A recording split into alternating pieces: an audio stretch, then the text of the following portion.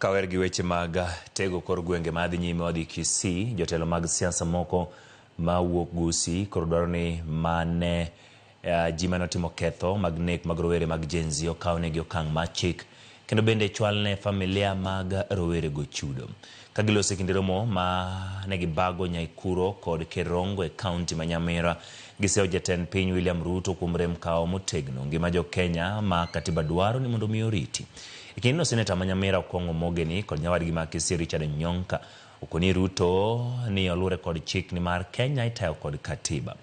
Gikone jatend piny mondo mi osum rieko kuom jood bura e chopo kar chudo ni familia mag ng'anyo ma bende koro yuago ratichgi.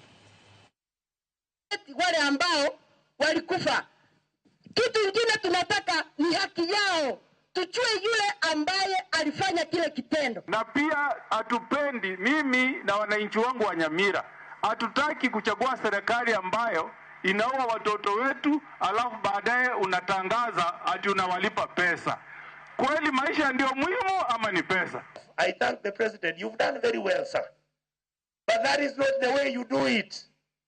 Give us the names of all our children who were killed. Then tell us who killed them.